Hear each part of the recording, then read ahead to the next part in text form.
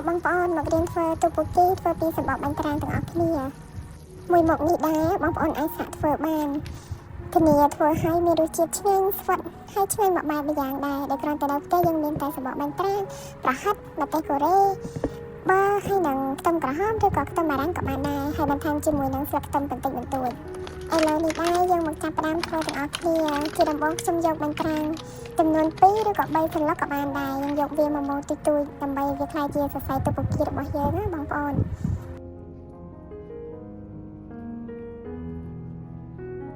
មូលលើកទី1នេះដែរខ្ញុំដាក់វាចំនួន2បន្ទះសិនតែដល់ពេលលើកទី2ទី3ខ្ញុំក៏ប្រើវា3បន្ទះក៏ឆ្ងាញ់ដែរវាយើងស្វិតល្អហើយណែនល្អទៀតក្រោយពីមូលបានរូបរាងបែបហ្នឹងហើយយើងយកវាមកកាត់ខ្លីៗឲ្យបានស្មើគ្នាដោយដែលបងប្អូនបានឃើញខ្ញុំបន្តធ្វើបែបនេះដដែលរហូតដល់អស់បាញ់ត្រាំងរបស់យើងទៅតាមដែលយើងចង់បានបើបងប្អូនធ្វើ10ឬក៏20សន្លឹកអាចលៃមើលទៅតាមប្រហិតរបស់យើងបានយើងមិនបាច់ធ្វើច្រើនពេកទេបងប្អូនធ្វើតែ10ទៅ15សន្លឹកអីបានហើយយើងធ្វើការមូលវាហើយកាត់វាម្ដងមួយរហូតដល់អស់បាញ់ត្រាំងដែលយើងចង់ធ្វើ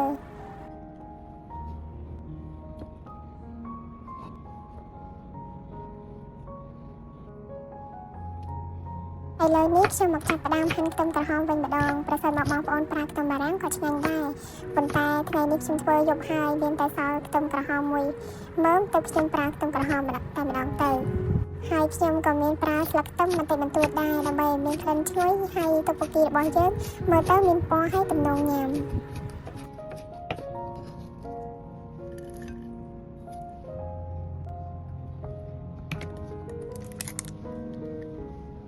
ឥឡូវនេះយើងមកផ្សំគ្រឿងធ្វើទូពូគីយើងទាំងអស់គ្នាជាដំបូងខ្ញុំមានម្ទេសកូរ៉េប្រសិនបើបងប្អូនមានជាម្សៅម្ទេសកូរ៉េក៏បានដែរអាចច្នៃប្រឌិតដាក់ទៅតាមនឹងបានបងប្អូនឆ្ងាញ់ដូចគ្នាហើយខ្ញុំប្រើម្ទេសកូរ៉េនេះចំនួន3ស្លាបព្រាដោយដែលបងប្អូនបានឃើញហើយបន្ថែមម្ទេសហើយបន្តិចម្សៅរ៉ូឌីប៊ីចេងហើយនិងស្ករសបងប្អូនអាចដាក់គ្រឿងទេសទៅតាមចំណង់ចំណូលចិត្តបាន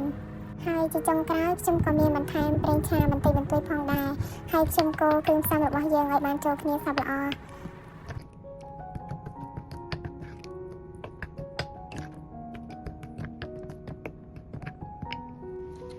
ឥឡូវនេះខ្ញុំធ្វើការដាក់ខ្ទះឲ្យបានក្តៅហើយបន្ថែមប៊ឺចូលបន្តិចបងប្អូនអាចប្រើជាប្រេងឆា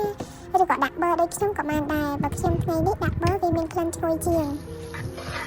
ខ្ញុំធ្វើការកូរប៊ឺរបស់យើងឲ្យវារលាយបន្តិចហើយទៅខ្ញុំធ្វើការដាក់ខ្ទឹមក្រហមរបស់យើងចូល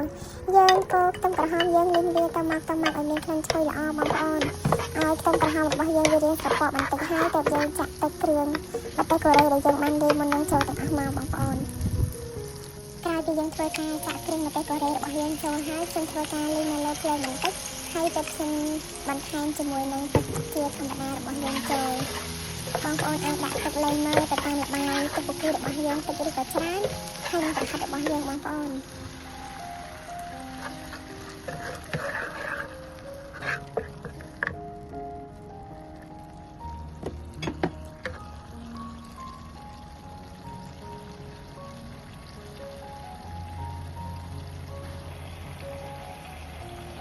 បន្ទាប់ពីទឹកគ្រឿងរបស់យើងបានរំងាស់បន្តិចពុះល្អហើយខ្ញុំធ្វើការចាក់ប្រហិតចូល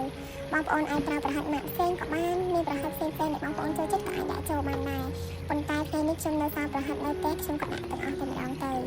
យើងធ្វើការទុកប្រហិតរបស់យើងនៅលើភ្លើងប្រហែល5នាទីឲ្យវាបានឆ្អិនល្អហើយទើបធ្វើការដាក់បាញ់ត្រាំងរបស់យើងចូលកន្លែងនេះដែរបងប្អូនមិនបានភ័យខ្លាចវាជាប់គ្នាឬក៏ស្អិតអីទេពីព្រោះពេលដែលយើងដាក់ចូលហើយយើងកូរវានៅលើភ្លើងគឺវាធ្វើការបែកគ្នាបានល្អហើយរីកមានសរសៃស្វិតល្អ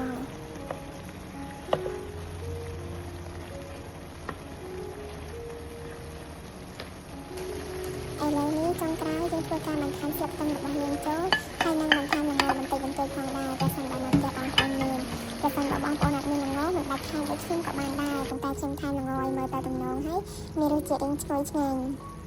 តែប៉ុណ្ណឹងបងប្អូនអាចដួសដាក់ចានញ៉ាំរួចរាល់ជាការស្រេច